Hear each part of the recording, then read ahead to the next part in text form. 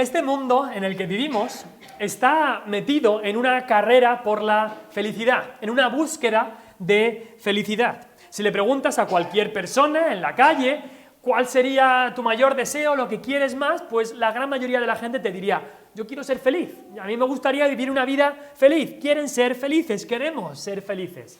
Claro, para ser felices, mucha gente toma diversos caminos. Muchos piensan que el dinero es la manera más rápida de ser feliz. Y claro, el problema es que nunca llegan a tener tanto como desean. Siempre quieren un poco más. Me han subido el sueldo, pero si tuviera un poco más. Aquellos futbolistas que cobran dinerales siempre quieren un poco más en el próximo contrato. Y piensan que eso les va a dar la felicidad, pero no es así. Otras personas dicen: no es el dinero lo que da la felicidad, es el amor verdadero. Si yo encuentro el amor de mi vida, eso me va a dar la felicidad. Y sí que van buscando y buscando su media naranja, el amor de su vida, pero tampoco encuentran la verdadera felicidad y duradera también. Otros creen que una buena reputación en el vecindario, en su pueblo, en su ciudad, les dará la felicidad, pero tampoco la encuentran así. Otros creen que si tienen poder y pueden mover las cosas de este mundo eso les va a dar la felicidad, pero tampoco la pueden encontrar allí. Ninguna de estas cosas va a hacer a una persona verdaderamente feliz. Hay una palabra en la Escritura, en la Biblia, una palabra que se nombra muchas veces y que significa feliz. Y esa es la palabra bienaventurado, que tenemos ahí en el Salmo 128, en el primer versículo tenemos esa palabra, bienaventurado, así empieza el Salmo. Es la primera palabra, y es la misma palabra que se utiliza en el versículo anterior, en el Salmo 127, que ha leído Sebi. En el último versículo dice, bienaventurado el hombre, la misma palabra. Esa palabra significa dichoso, feliz, será ese hombre. Y el Dios infinitamente bienaventurado, nuestro Dios es infinitamente feliz y bienaventurado y bendecido, nos ha puesto en su palabra cuál es el camino para esta bienaventuranza. Nos deja claro en su palabra que la felicidad no es el fin principal del hombre. El fin principal del hombre es glorificar a Dios. Eso es nuestro fin, ese debe ser nuestro objetivo, no simplemente ser feliz. No obstante, Dios ha diseñado que cuando nuestro fin es glorificar a Dios, obedecerle, así es como encontraremos la mayor felicidad, al hacer eso, al glorificarle a Él. Y en el libro de los Salmos encontramos esta palabra, feliz, dichoso, bienaventurado, muchas veces. Y aquí como en el Salmo 128. Así que la pregunta que nos hacemos en el día de hoy es, ¿quieres ser bienaventurado? ¿Quieres ser feliz? Todo el mundo diría, por supuesto que sí. Es un deseo natural de cualquier persona. Y como hemos dicho, la mayor felicidad está en obedecer a Dios. No está en este mundo, está en obedecer a Dios. Quizá os acordáis del Salmo 32, el versículo 1. Si tenéis una Biblia podéis ir a este Salmo. ¿Y cómo se encuentra la mayor bienaventuranza, la mayor felicidad? ¿Dónde se encuentra? Pues ahí el Salmo 32 nos lo deja bien claro. Salmo 32, otra vez, el versículo 1, empieza con esta palabra, el Salmo, y el salmista lo deja bien claro.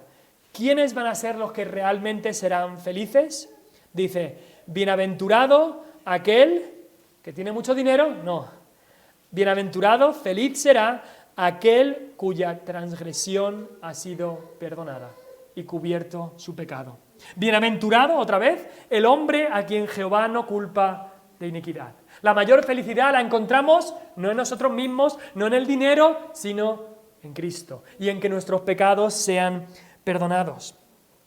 Y si no has sido perdonado de tu pecado, no importa lo que busques en este mundo, nunca vas a poder tener verdadera felicidad, satisfacción en tu alma. Nada de este mundo te va a hacer verdaderamente feliz. Y en los Salmos encontramos una y otra vez que habla sobre esta bienaventuranza. Quizás os acordáis del Salmo 1, el primer Salmo, ¿cómo empieza? Bienaventurado el varón que no anduvo en consejo de malos, ni estuvo en camino de pecadores, ni en silla de escarnecedores se ha sentado. Así empieza el Salmo 1. ¿Cómo empieza el Salmo 41? También de la misma manera. Bienaventurado el que piensa en el pobre. En el día malo lo librará Jehová. ¿Cómo empieza el Salmo 119? El Salmo y el capítulo más largo de toda la Biblia comienza diciendo, bienaventurados los perfectos de camino, los que andan en la ley de Jehová. Dios es el que nos dice cómo vamos a tener verdadera felicidad. Y hoy que queremos estudiar el Salmo 128, volvemos a este Salmo, y hoy queremos hablar no solamente de dónde se encuentra esta verdadera felicidad, pero también queremos hablar sobre la familia. ¿Por qué? Porque este Salmo y el anterior nos hablan de la familia. Como hemos dicho, esto es un dúo de salmos, el Salmo 127 y el Salmo 128. Es un dúo de salmos, vemos dos canciones, dos himnos, dos salmos que pintan más o menos un cuadro, pintan un cuadro precioso de cómo debería ser la vida feliz de una familia en el hogar familiar. Y por supuesto, el deseo de cada persona, no debería ser el deseo de cada persona, es tener una familia feliz en el hogar. No sé si alguno de vosotros habéis ido a un restaurante chino. Aquí en Cortijo no hay ninguno, creo, pero a lo mejor en los pueblos cercanos o en ciudades más grandes, pues yo que me crié en Alicante, había muchos restaurantes chinos. Y un plato del restaurante chino, que a lo mejor alguno de vosotros lo ha tomado alguna vez, se llama una familia feliz.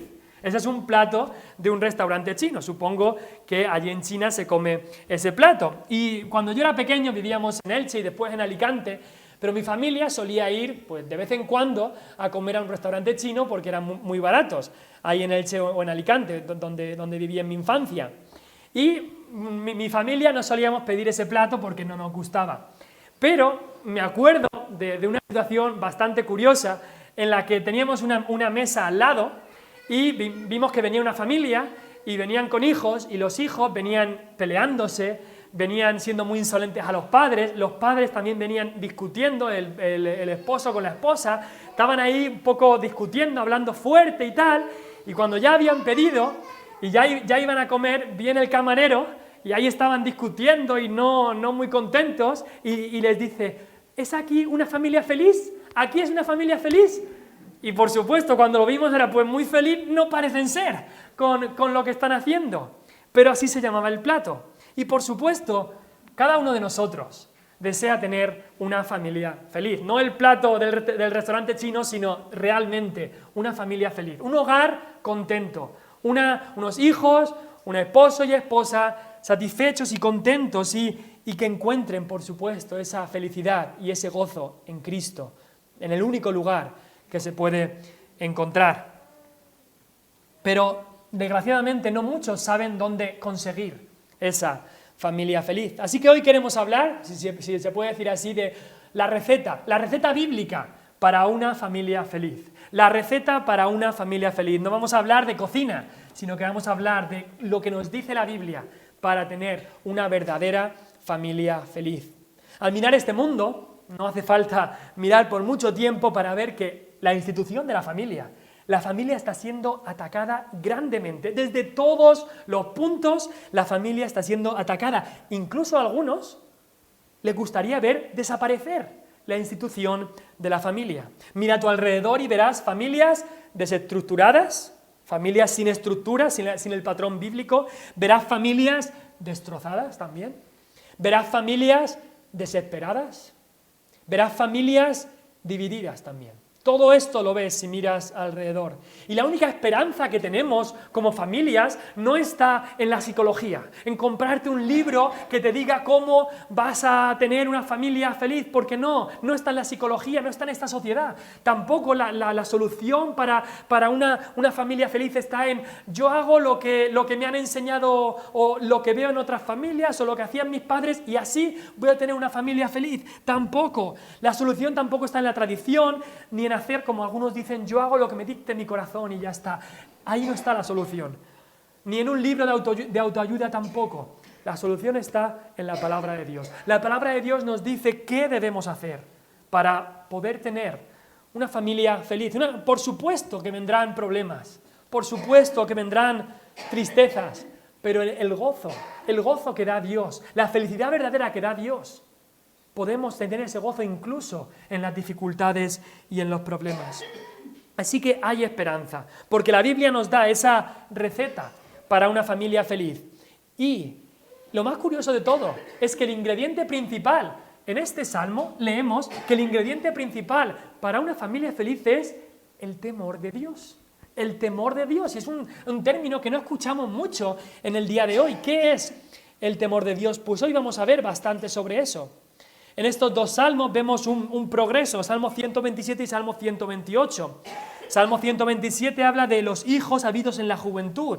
El Salmo 128 acaba hablando de los hijos de tus hijos, ya los nietos. Salmo 127 habla de los hijos como saetas en manos del valiente, pero el 128 veremos que habla de los hijos como plantas de olivo. El Salmo 127 está pintando un cuadro más que nada del exterior, de una familia que se entrega a Dios, de una familia contenta, una familia feliz.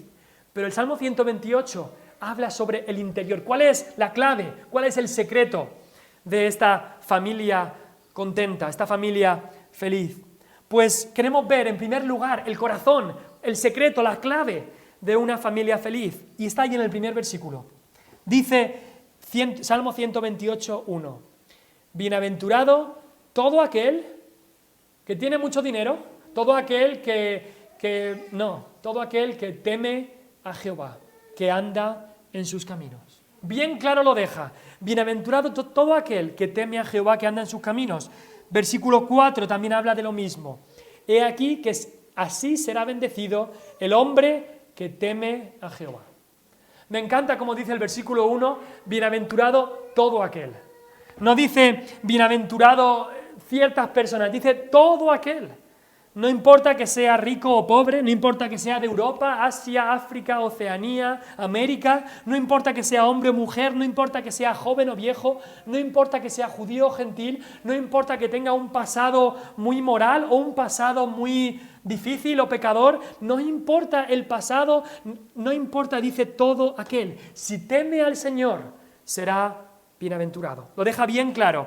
Pedro, el apóstol, hablando con Cornelio, este primer gentil, este centurión romano, le dijo a él que Dios en toda nación, se agrada del que le teme y hace justicia.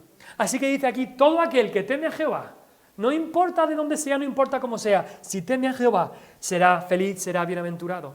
Pero me gusta también que el versículo 4, al hablar de la familia, dice el versículo 4, he aquí que así será bendecido el hombre que teme a Jehová. Y es que al hablar de la familia, la mayor responsabilidad para tener una familia feliz recae sobre el hombre, sobre la cabeza de la familia. Así lo ha determinado Dios. El hombre debe ser el primero y el que ponga el ejemplo de temer a Dios. Una gran responsabilidad pone Dios sobre el hombre en cada familia. Pero ahora veamos, ¿qué es este temor de Dios? ¿Qué es lo que tiene que hacer? Pues ahí nos aparece en el versículo 1 y 4. Temer a Dios. Ahora, queremos ver que el temor a Dios es una realidad bíblica. Es una realidad bíblica por toda la Escritura, un tema central. No puedes leer la Biblia de verdad sin darte cuenta que el temor a Dios, el temor de Dios, es algo muy importante para los autores de este libro y por supuesto para el autor divino de este libro, que es el Espíritu Santo. Hoy solo vamos a tratar brevemente el tema del temor de Dios, pero quizá en el futuro haremos unos estudios más detallados, quizá los miércoles.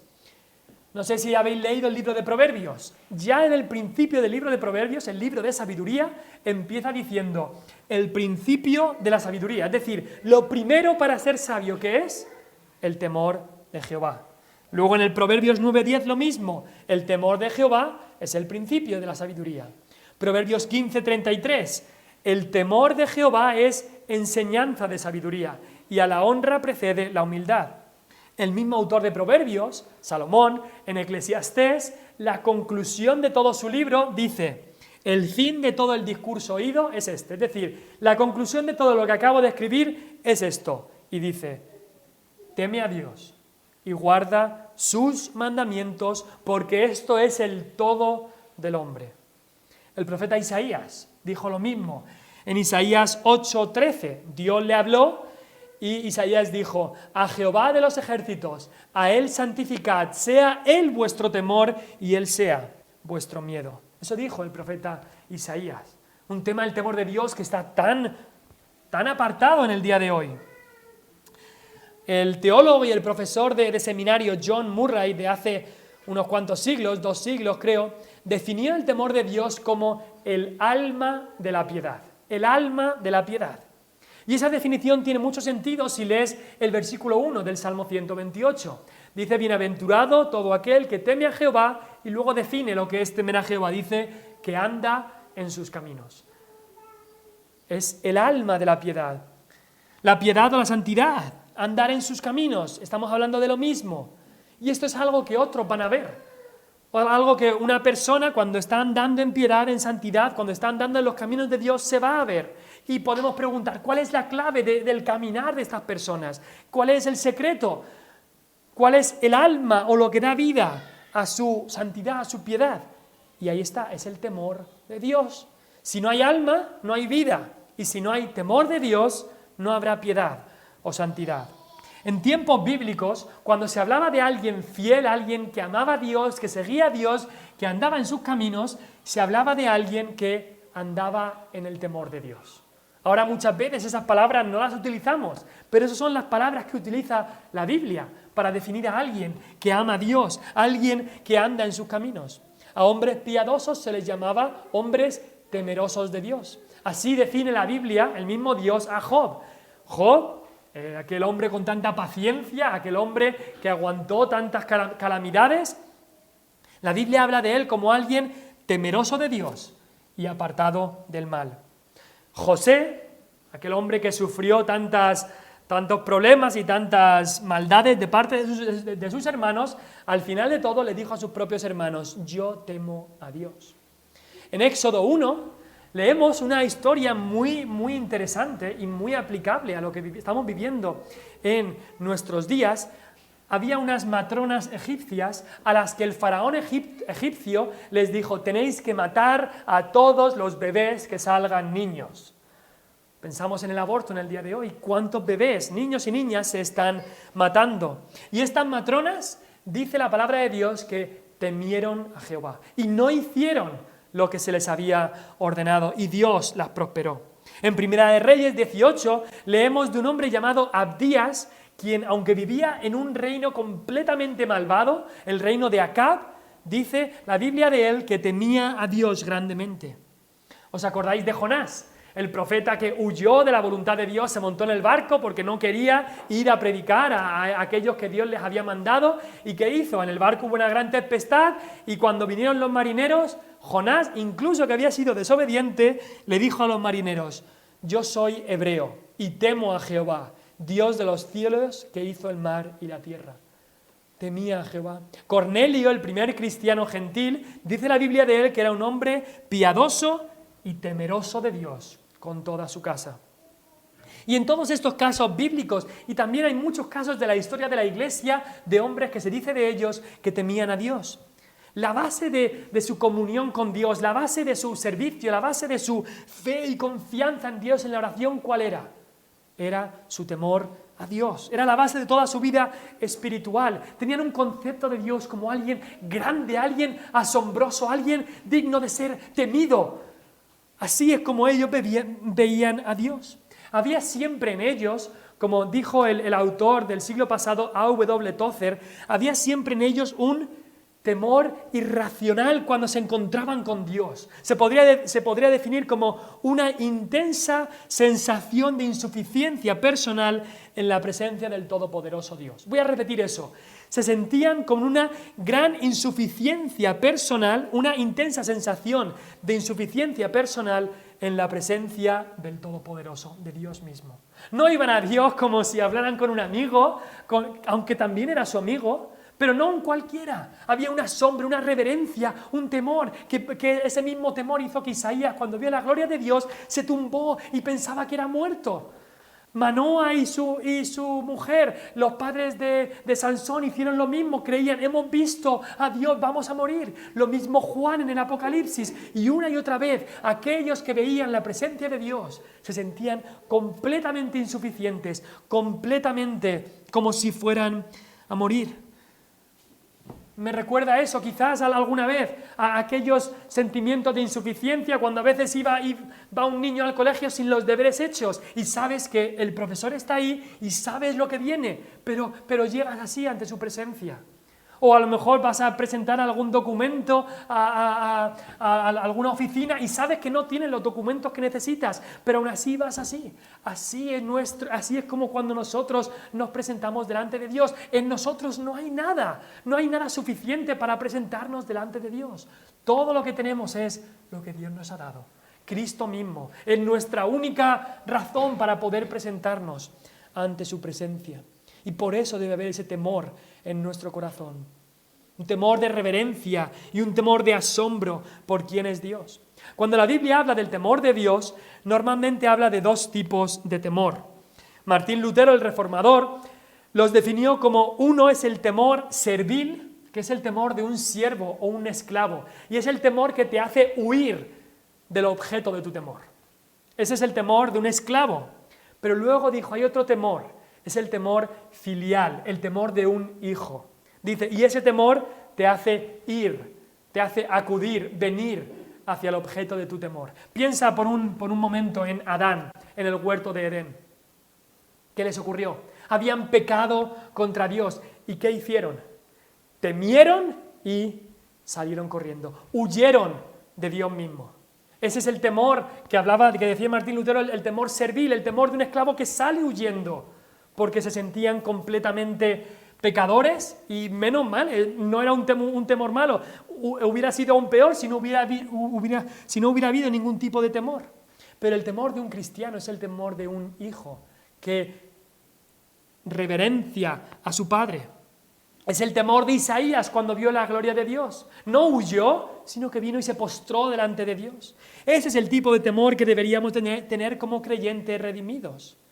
Bienaventurado todo aquel que teme a Jehová, que anda en sus caminos. Ese es el temor de un hijo, el temor que ama y el temor que reverencia y se asombra de la grandeza de nuestro Dios. Y el temor de Dios está en toda la palabra de Dios. Es el alma de la piedad. Y no podemos andar en sus caminos si no le tememos. Hemos visto que ese temor incluye asombro, reverencia, pero también temor, miedo mismo. ¿Pero por qué deberíamos temer a Dios? Quizá te preguntas. Quizá piensas que esto de temer a Dios ya no es para nosotros la iglesia del Nuevo Testamento, que Cristo ya nos ha librado de todos los temores. Ya no estamos bajo condenación y eso es verdad, entonces ya no tendríamos que tener ningún tipo de temor. Solo deberíamos amar a Dios, pero no deberíamos temerle.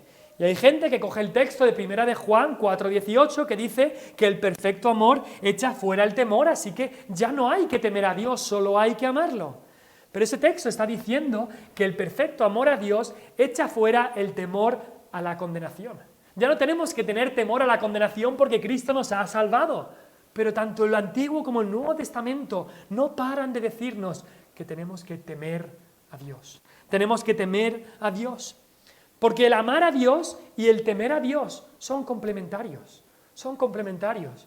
Yo amaba y amo a mi padre, pero cuando era pequeño había un momento que también le temía a él.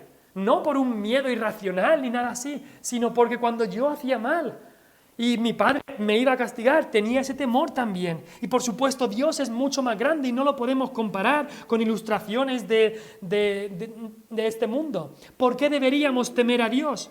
Pues deberíamos temerle por su majestad divina. Hace unas semanas, creo que 3-4 semanas, no me acuerdo bien, pero aquí en la Sierra de Segura tuvimos, a lo mejor lo visteis vosotros, una gran tormenta. Y no me acuerdo el día que fue, pero una noche con muchísimos rayos, relámpagos y truenos.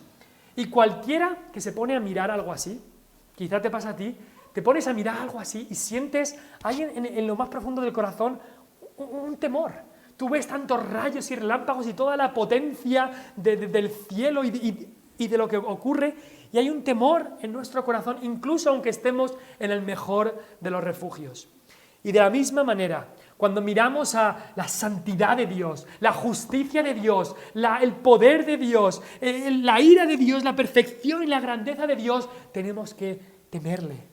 Aún sabiendo que hemos sido aceptados en Cristo, en el amado, aún sabiendo que nuestra vida está escondida con Cristo en Dios, aún así le tememos cuando miramos su majestad por lo grande que es Él, por lo grande que es Él.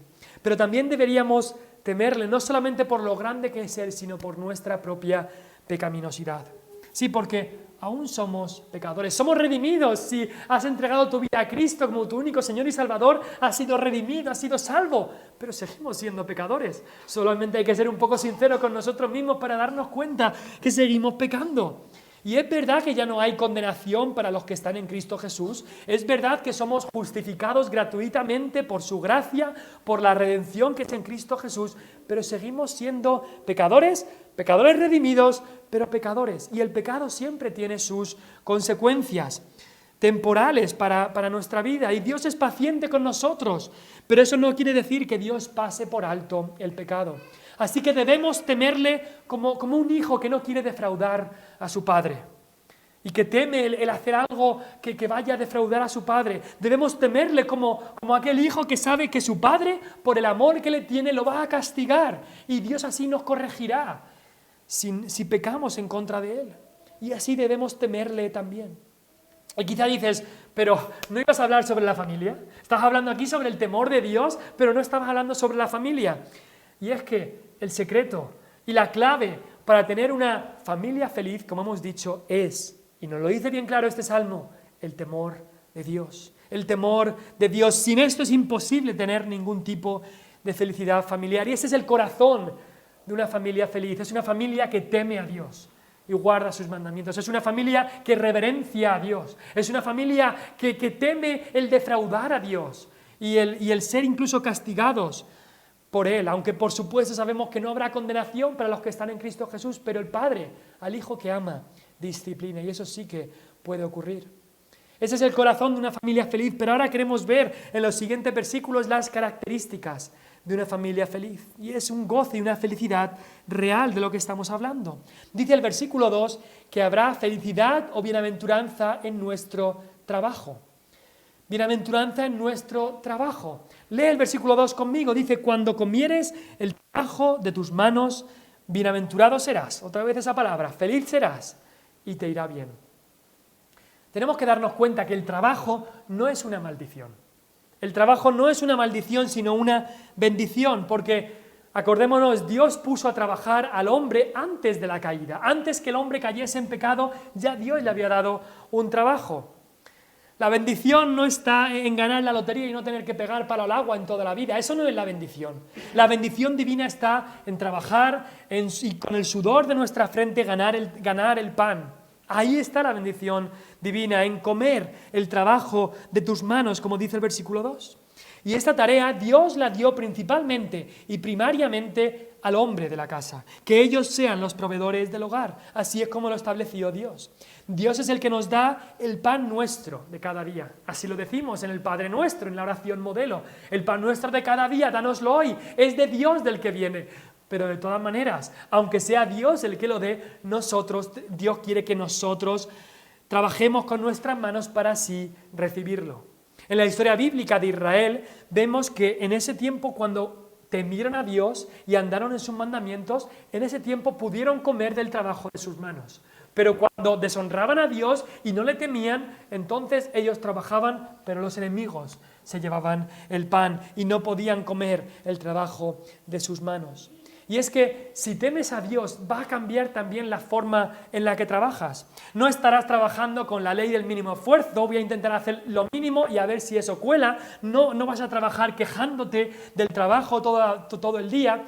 Vas a trabajar agradecido a Dios por permitirte trabajar y también comer del fruto de tus manos. Tampoco estarás trabajando para agradar a los hombres, haciendo solo las cosas cuando te ven, sino que trabajarás para agradar a Dios, que nos ve en todo momento. Y Dios bendice en su trabajo a aquel que de verdad le teme. Y quizá nos podríamos preguntar cuál es el testimonio que tengo yo en mi trabajo, porque eso va a decir mucho si tememos a Dios de verdad o no, si estamos viviendo en su presencia. Cuando tú trabajas estás viviendo en la presencia de Dios, como si Cristo estuviera allí al lado tuyo, viéndote lo que haces.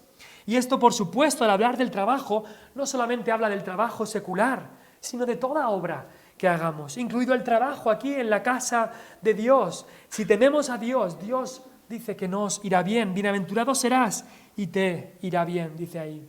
Y así deberíamos seguir el consejo del apóstol Pablo en 1 Corintios 15, cuando dijo: así que, hermanos míos amados, estad firmes y constantes, creciendo en la obra del Señor, en el trabajo del Señor siempre, sabiendo que vuestro trabajo en el Señor no es en vano. Aquí nos da el autor de este salmo el secreto, es el temor de Dios para esta felicidad en la familia. Y se ve esto en la bienaventuranza en el trabajo, pero también en el versículo 3 vemos esta bienaventuranza en el matrimonio. Dice: tu mujer será como vid que lleva fruto a los lados de tu casa. Creo que no tengo que decir que el matrimonio está siendo atacado de una manera tremenda en nuestra sociedad. No tengo que traer datos ni estadísticas para que nos demos cuenta que el patrón bíblico de un hombre y una mujer unidos en matrimonio y fieles en uno al otro para toda la vida ya no es la regla, sino la excepción. Vivimos en una sociedad donde la infidelidad, el adulterio, la separación, el divorcio, el recasamiento o el vivir juntos sin casarse es lo normal, desgraciadamente. Pero la Biblia lo llama pecado. Vivimos en una sociedad donde no hay temor de Dios delante de sus ojos. Así que si no hay esto, no puede haber un matrimonio feliz. Pero aquí en este versículo leemos que el matrimonio de un hombre que teme a Dios va a ser bendecido. Dice aquí: tu mujer será como la vid que lleva frutos a los lados de tu casa. Esta es una extraña imagen, pero una imagen muy preciosa, porque la mujer de un hombre temeroso de Dios es comparada aquí a una viña o a una parra.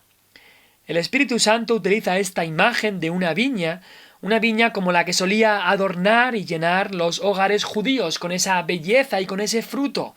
Y así lo hace también una mujer virtuosa en una casa.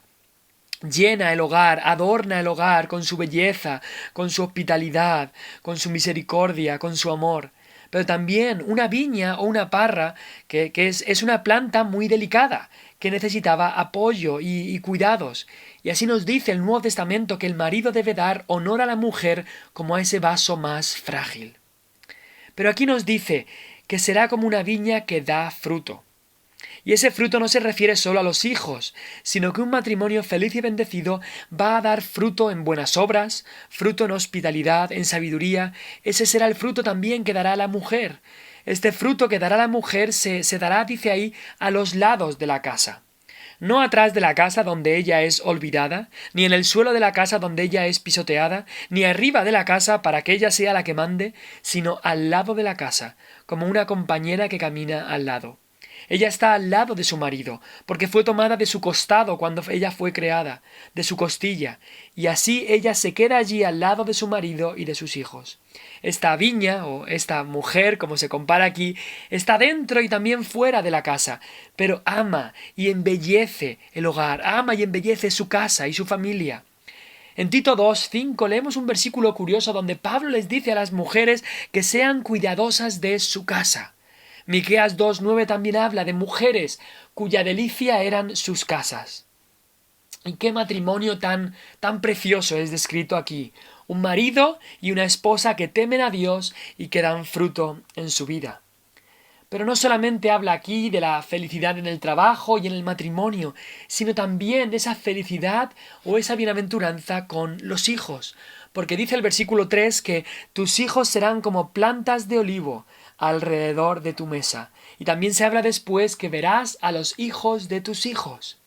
El versículo 3 habla de las primeras etapas de la vida familiar, los hijos que van creciendo, están alrededor de sus padres.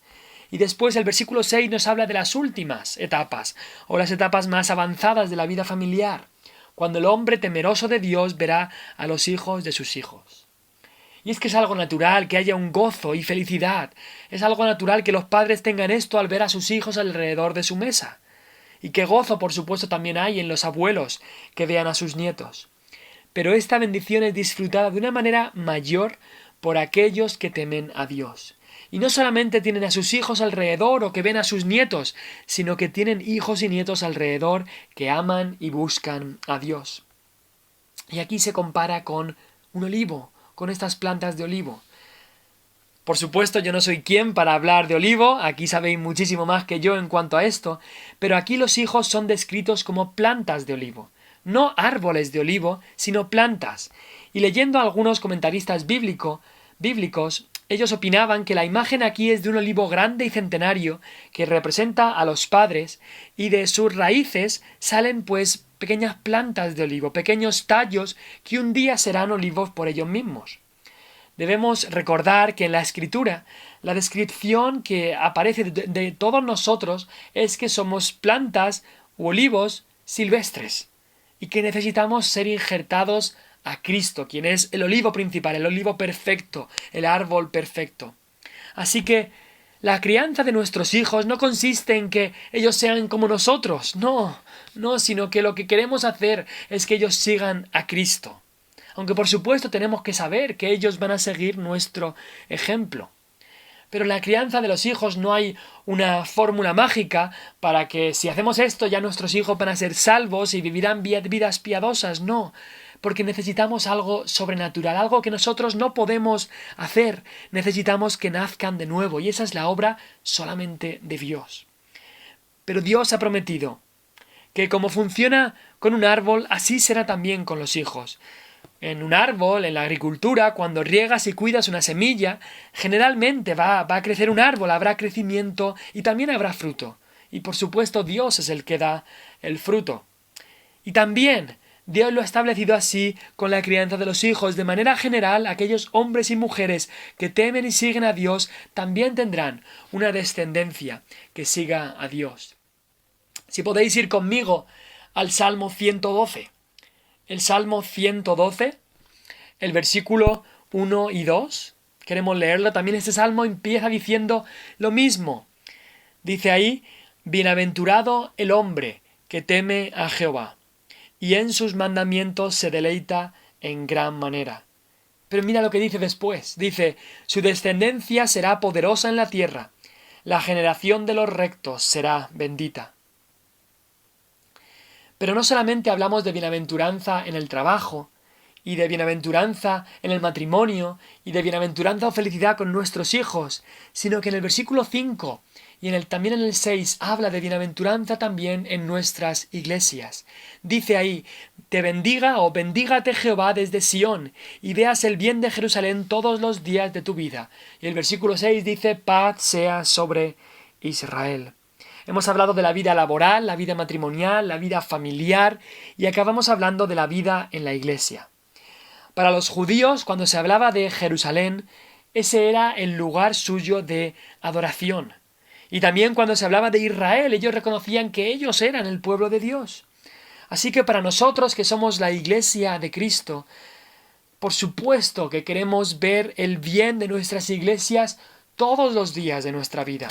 Queremos que la paz de Dios sea sobre el pueblo de Dios, sobre la iglesia. Así que, ¿cómo podemos tener esto? Por supuesto, tenemos que temer a Dios. ¿Y cómo cambiaría todo en nuestras vidas y en nuestras iglesias si tuviéramos iglesias llenas de personas que temen a Dios? En el versículo 5 nos dice que la bendición viene desde Sión. Sión era el lugar en Jerusalén donde estaba el templo. Y es que ocurre lo mismo ahora. La bendición de Dios viene a través de su iglesia. ¿Quieres una familia feliz? Pues Dios ha establecido los medios para tener esto, y esa bendición Dios la da a través de su iglesia. Estando desconectada de una iglesia local, no se alcanza esa bendición. Muchos llamados cristianos profesantes en el mundo cristiano moderno, muchos creen que como familia no necesitan una iglesia local en la que reunirse. Piensan que pueden tener sus cultos en su casa, piensan que pueden tener una familia feliz y pueden ser bendecidos por Dios sin estar cerca de Sión, sin estar cerca de una iglesia, sin congregarse regularmente en una iglesia.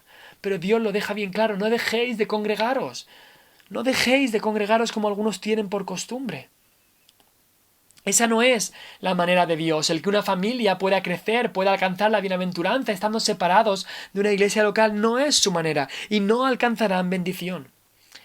Al temer a Dios, al andar en sus caminos y servir a Dios con el pueblo de Dios, así es como Dios bendecirá a cada uno de nosotros individualmente, pero también a cada una de nuestras familias. Y veremos el bien de su iglesia. Y como dice al final, paz será sobre Israel, paz será sobre la iglesia de Dios. Una familia feliz se encuentra dentro y bajo el cuidado de una iglesia sana. Voy a repetir eso porque ¿dónde vas a encontrar una familia feliz? ¿Dónde podrás tener a tu familia feliz? Una familia feliz la encontrarás dentro y bajo el cuidado de una iglesia sana. Fuera de los medios que Dios ha establecido, no podrás tener una familia feliz. Así que acabo con la pregunta que decíamos al principio. ¿Quieres la bienaventuranza de Dios? ¿Quieres tener una familia feliz? ¿Quieres ser feliz en tu trabajo, en tu matrimonio, en tu familia, con tus hijos, en la iglesia? Entonces, el secreto de la receta para la familia feliz es que tienes que temer a Dios. Tienes que temerle a Él más y más. Tienes que conocerle más por su palabra. Tienes que humillarte más y más delante de Él. Tienes que congregarte también más con el pueblo de Dios. Y así tú serás bienaventurado. Así podrás decir con el salmista, bienaventurado será todo aquel que teme a Jehová.